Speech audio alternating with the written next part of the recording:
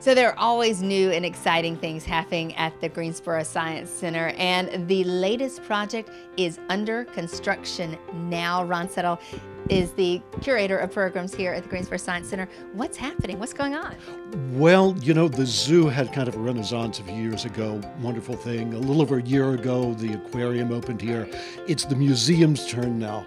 So the landscape here in the museum that has been more or less unchanged for a while is going to undergo a radical reinvention. We're going to entirely reimagine the way we do the museum here. And it begins with Play Bay, our young kids area. But to show people what we have in mind, since the areas aren't constructed yet, we wanted to do something different, novel, kind of out of the box. So we have a board game here, and we're going to walk around the board through augmented reality technology and move through spaces that haven't been built yet. Let's do it. Well, this is our augmented reality game board. We call it the out-of-the-box game because that's how we do our best thinking here at the Greensboro Science Center. So by training the iPad on each of the areas of the game board, we can move through them. Let's start here with the first area that's going to be renovated, Play Bay, our young kids area. Now you can see popping up from the game board is an undersea exploration and adventure area. And you can also see as I move the board, it's attached, it's affixed right on it. It isn't physically there, but it is virtually and digitally overlaid on it. So inside Play Bay, we're going to give kids an opportunity to explore the environment of an undersea coral reef. Now, for a long time, a centerpiece of our small kids area has been a ship that kids can play on. Since it's going to be an undersea environment, we're going to sink that ship, and the SS Curiosity is going to become a sunken ship environment for them to go through and explore. There'll be all sorts of nooks and crannies and areas that they can look into with surprises everywhere they turn.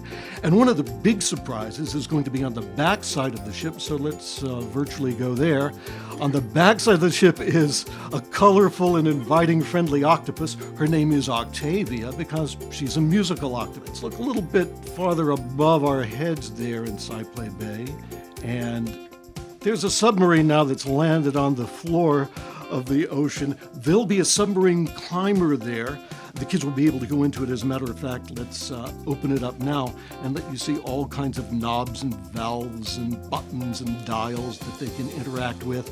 And while they're doing that, making all these manipulations inside the sub, the effect will be all around them because as they look out the front viewport, as a couple of happy kids are right there, they're going to be seeing lights and projection patterns all around the sub that they're activating by touching all the manipulatives inside. Now, one of my favorite features of Play Bay is going to be something that heretofore you would have had to go to Disney World to experience. A lot of people may be familiar with Crush, the turtle from Finding Nemo. At Disney World, you can go to a show where you interact with the animated character in real time. It's called live performance animation. We're going to have something very similar here at the Science Center. We'll have our own undersea creature, maybe some undersea explorers that are getting in the submarine and exploring the reef environment. But those animated characters are going to talk in real time to the audience of kids surrounding them. The way we're going to do that, we'll put up on the virtual walls around in the space here. You can see on these walls on either side of the screen, we're showing examples of the actual sorts of software that we'll be using.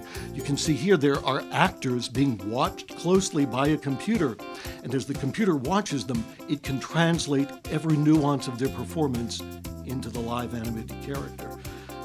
Everything she does, the red panda does. Everything he does, the human figure does. So we'll have a computer trained in the background on an actor who will then have that performance translated live to the animated character. You'll enter Realm of Dragons through a wormhole, a portal through time.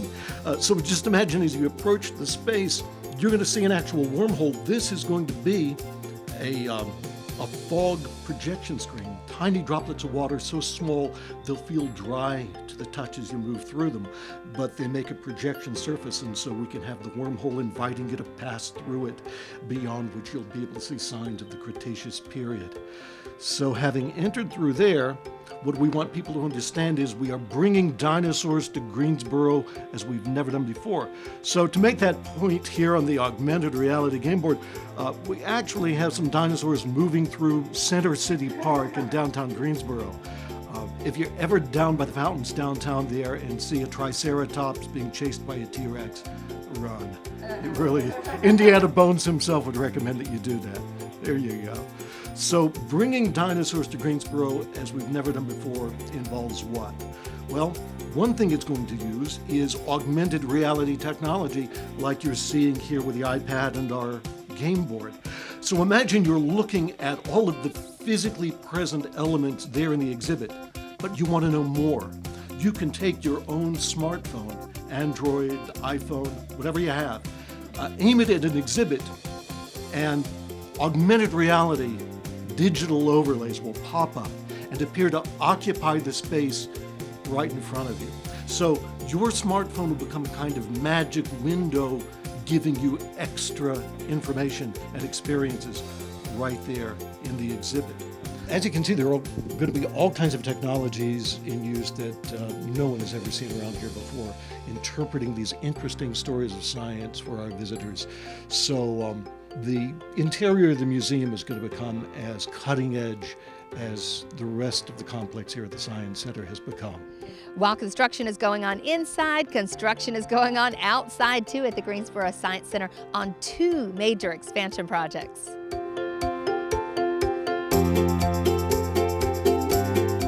All right, time to use your imagination again because something is growing out of this tree side. And Glenn, what is it going to be?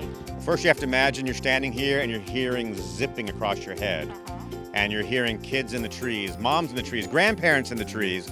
This is going to be Sky Wild, opening next year. It's going to be something we've never attempted here before, adventure tourism. So basically there's 59 events in the trees themed on the adaptations of animals. So you're up in the sky becoming a flying squirrel or a beaver or a monkey. You'll be able to break eat like our gibbons here at the center. All these different adaptations while getting physically fit, having fun with your family. Maybe half the family's down here looking at you and vice versa. It's just a day out of doing things that no one's been able to do here in Greensboro before, and we're going to do it in the theme of animals right here at Greensboro Science Center. Wait, now how many different themes did you say in the air? There's 59 events in the air. 59. And they're all across kind of these bridges you have to navigate across, which are very difficult. There'll be a entry-level stage, there'll be an intermediate, and a very, high level. Several of the events that are of the probably level I could not handle. So we'll see. I'll try anyway. But so 59 events in the trees themed on the adaptations of animals. So you'll be acting like a squirrel or a monkey or whatever in the trees while getting physically fit, while entertaining yourself and your family. Spring of 2015. Spring of 2015, Sky Wild. There'll be 4 zips in between and 59 events. So it's going to be hot. It really is.